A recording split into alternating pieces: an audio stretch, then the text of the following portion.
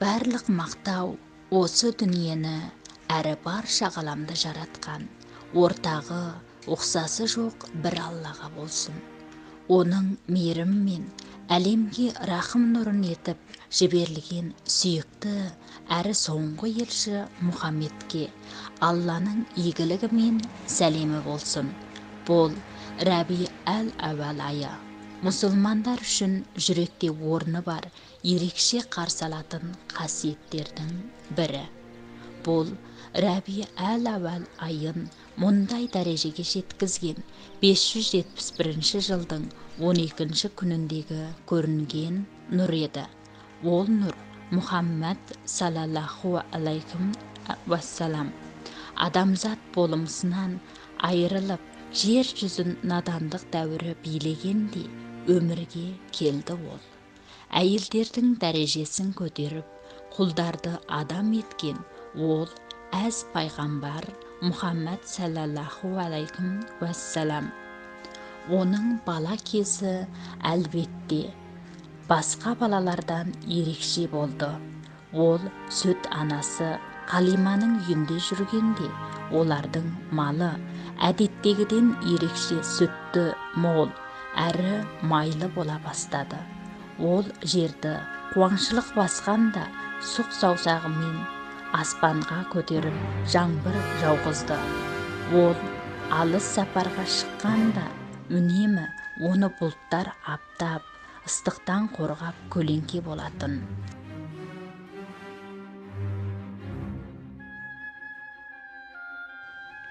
Пайғамбар Мұхаммад саллаллаху алейхи уассалам 25 жасында сүйікті жары Хадижаға үйленді. Адам баласының көңілін қалдыруды білмейтін, жаны нәзік пайғамбар 40 жастағы Хадижа анамыздың айтқан ұсынысынан бас тартпай отау құрып еді. Бұлардың бақытты некелерінен 6 бала өмір есігін ашқан болса, жалпы пайғамбарымыздың Қасым, Әбдулла, Зейнеп, Рухия, Үммі, Гүлсім, Фатима, Ибрахим атты 7 баласы болды.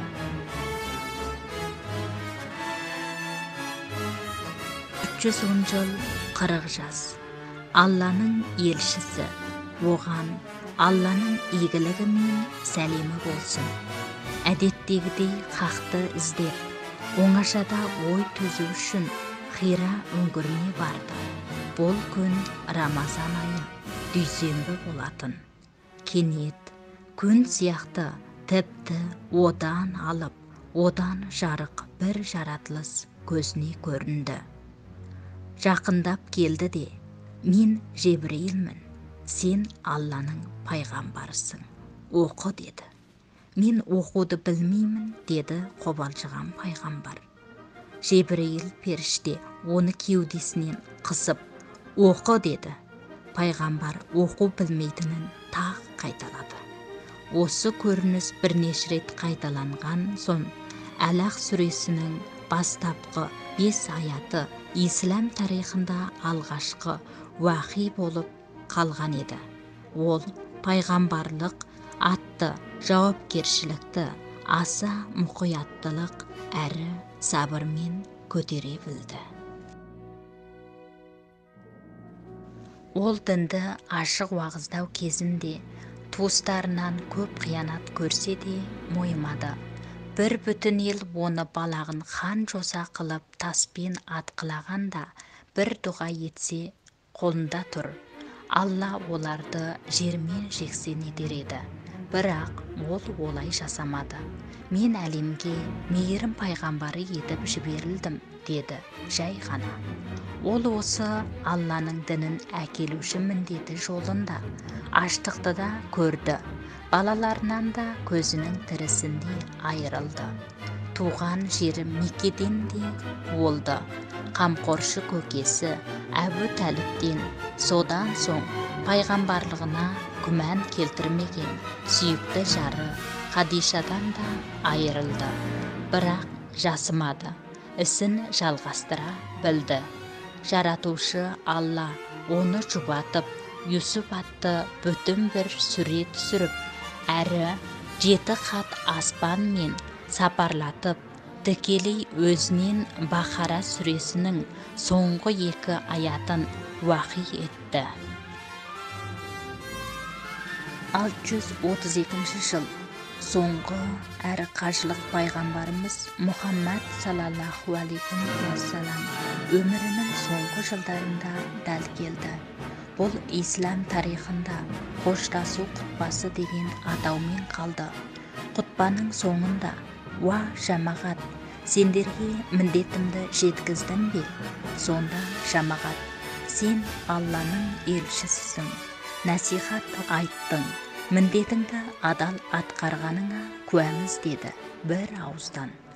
Кезінде Яхуди әйелдің берген уы 63 жасында толған шағында қайта өршіді.